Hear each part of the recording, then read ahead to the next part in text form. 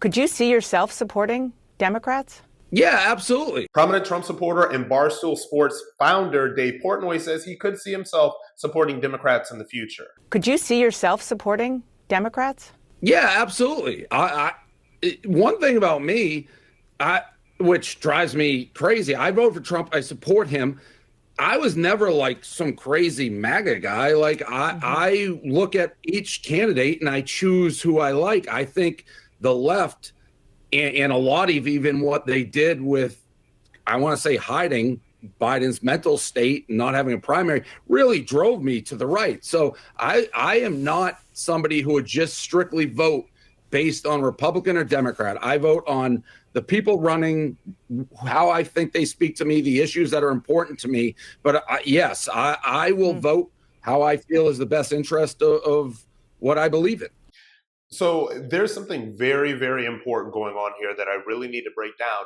And it's basically this. And I say this to a lot of people that are in DC, in MAGA world and Trump world or whatever. We're entering into a very purple era. And what that means is that people are going for policies and basically politicians and not necessarily Democrat or Republican. And it's very interesting hearing this from Dave Portnoy, who has, he risked his brand, risked a lot of things to come out for Trump. And when you listen to what he's saying in this interview, he's basically saying, I was a former Democrat, and these people got so crazy with, all of their far left policies, the fact that they were hiding Joe Biden, all of that other stuff basically pushed him to Trump. And what people need to understand is this. Trump is a singular figure in American political history. There will never be another like Trump.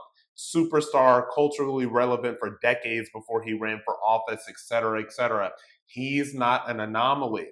And there are some people that came into the Republican Party through Trump, like myself, who I personally can never see myself voting for Democrats ever again, because once I went down the rabbit hole of conservative ideology and questioning things in the media and everything that people have seen me speak about for the past, 5, 6, 7 years, I could never make a choice to vote for a Democrat again because it doesn't align with what I truly believe.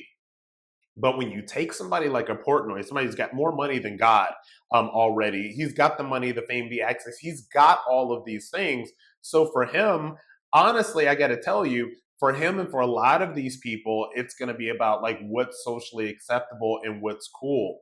And as we move into a post-Trump era in American politics, particularly in the Republican Party, I think that a lot of Republicans that are very high up right now really need to start thinking about how are we going to start reaching out again to these new people.